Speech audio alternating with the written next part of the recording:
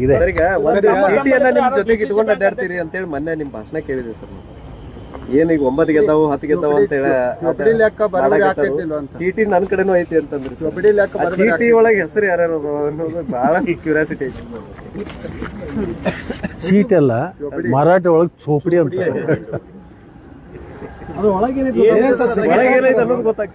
ಇದು ನಂದೊಂದು ತರಕಿದೆ, ಅದು 5 ಗಂಟೆಗೆ ನನ್ನ ತರಕಿಗೆ ಅದಕ್ಕೆ ಹೊಂತತಿಲ್ಲ, ನಾನು ನೋಡ್ಕೋತೀನಿ. ಈಗಿನ ಇದನ್ನ ನೋಡ್ತಾ ಇದ್ರೆ ಟ್ಯಾಲಿ ಆಗ್ಬೋದು, ಚೋಪಡಿಗೂ ಫಲಿತಾಂಶಕ್ಕೂ ಟ್ಯಾಲಿ ಆಗ್ಬೋದು. ನನ್ನ ನಿರೀಕ್ಷೆ ಯಾವಾಗ ಸುಳ್ಳು ಆಗಿಲ್ಲ. ಬಹಳಷ್ಟು ಕಡೆ ಆಶ್ಚರ್ಯ ಫಲಿತಾಂಶ ಐತಂತೀರಿ ಸರ್. ಆಶ್ಚರ್ಯ ನಮ್ಮ ನಿರೀಕ್ಷೆ ಏನಿದೆ ಅದಾಗುತ್ತೆ, ಆಶ್ಚರ್ಯದಲ್ಲ. ಆಶ್ಚರ್ಯ ಅಂದರೆ ಅದು ಬೇರೆ, ಆಗ್ಲಾರ್ದು ಆದಂಗೆ ಆಗುತ್ತೆ, ಆಗಲಾರ್ದಾಗಲ್ಲ. ನಮ್ಮ ನಿರೀಕ್ಷೆ ಏನೈತೆ ಆ ನಿರೀಕ್ಷೆ ತಕ್ಕಂಗೆ ಚುನಾವಣೆ ಆಗುತ್ತೆ. ಸರ್, ಈಗ ಒಂದು ಮಾತು ಹೇಳಿದ್ರೆ ಸರ್ ನೀವು, ಜಸ ದಿಸ್ತೆ ತಸ ನಸ್ತೆ ಮನೋನ್ ಜಗ್ ಫಸ್ತೆ ಅಂತ ಅಂದ್ರೆ ಅದರ ಅರ್ಥ ಅಂದ್ರೆ ಸರ್, ಈಗ ನೋಡ್ಲಿಕ್ಕೆ ಕಾಣೋದು ಬೇರೆ, ಇರೋದು ಬೇರೆ. ಲಿಂಗಾಯತ ನಾಯಕರು ಎಲ್ಲೋ ಒಂದ್ ಕಡೆ ಒಂದಾಗ್ತೀರಾ ಅಂತ ಸರ್?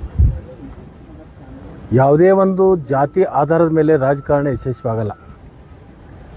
ಸರ್ವ ಜನಾಂಗವನ್ನು ತಗೊಂಡು ಹೋದಾಗ ಮಾತ್ರ ಅದನ್ನು ನಾವು ಯಶಸ್ಸು ಕಾಣ್ಲಿಕ್ಕೆ ಸಾಧ್ಯ ಆಗ್ತದೆ. ಎಲ್ಲ ಸಮಾಜದವರನ್ನು, ಎಲ್ಲ ವರ್ಗದವರನ್ನು ನಾವು ಒತ್ತಟ್ಟಿಗೆ ಕರ್ಕೊಂಡು ಹೋಗ್ತಕ್ಕಂಥ ಮನೋಭಾವನೆ ಇಟ್ಕೊಂಡಿರ್ತಕ್ಕಂಥದ್ದು. ಕೇವಲ ಲಿಂಗಾಯತರಂತೇಳಿ ಮಾಡಿದ್ರೆ ಆಗಲ್ಲ. ಎಲ್ಲ ಸಮಾಜವನ್ನು ತೊಗೊಂಡು ಹೋಗ್ಬೇಕು ಮತ್ತು ಎಲ್ಲರಿಗೂ ನ್ಯಾಯ ಸಿಗಬೇಕು.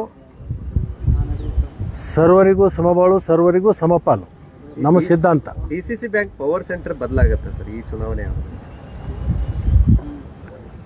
ಏನು ಅದು ಮೀಡಿಯಾದಲ್ಲಿ ನೀವೇ ಅದಕ್ಕೆ ಭಾಳಷ್ಟು ಉಪಕಾರ ಹಚ್ಚಿ ರೆಕ್ಕೆ ಪುಕ್ಕ ಕಟ್ಟಿ ಹಾರಿಸಕತ್ತೀರಿ. ಏನು ಒಂದು ಬ್ಯಾಂಕ್ ಇದು, ಅದು ಬ್ಯಾಂಕಿದು ಏನು ಇದ್ರದ್ದು ಏನು, ಈಗ ಒಂದು ಬ್ಯಾಂಕದಲ್ಲಿ ಏನು ಇಡೀ ರಾಜ್ಯದ ಚಿತ್ರಣ ಏನು ಬದಲಾಗದ? ಏನು ವ್ಯತ್ಯಾಸ ಇದೆ? ಏನಾಗೋದಿಲ್ಲ. ಜಿಲ್ಲೆ ಒಳಗಿನ ಪವರ್ ಸೆಂಟರ್ ಬದಲಾಗುತ್ತೆ. ನನಗೇನು ಅನಿಸಿಲ್ಲ ಇದು ಪವರ್ ಸೆಂಟರ್ ಅಂತ. ನನ್ನ ಲೆಕ್ಕದಾಗ ಡಿಸಿಸಿ ಬ್ಯಾಂಕ್ ಏನು ಪವರ್ ಸೆಂಟರ್ ಅಲ್ಲ. ಸರ್, ತಮ್ಮ ಬೆಂಬಲಿತರೆ ಅಧ್ಯಕ್ಷರಾಗುವ ನಿರೀಕ್ಷೆ ಇದೆಯಾ ಸರ್ ತಮ್ಮ ಚೌಕಡಿ ಪ್ರಕಾರ? ಅಲ್ಲ ರೀ, ಎಲ್ಲರದ್ದು ಈಗ ಒಂದು ಪಕ್ಷ ಇರುತ್ತೆ, ಚುನಾವಣೆ ಮಾಡ್ತಾ ಇರ್ತಾರೆ. ನೀವು ಅವ್ರನ್ನ ಪ್ರಶ್ನೆ ಕೇಳ್ತೀರಿ, ಏನು ನಿಮ್ಮ ಪಕ್ಷದವರು ಮುಖ್ಯಮಂತ್ರಿ ಆಗ್ಬೋದಾ ಅಂತ, ಮತ್ತು ಅವ್ನಿಲ್ಲ ಅಂತ ಹೇಳೋಕ್ಕಾಗತ್ತಾ? ಅಲ್ಲ ಸರ್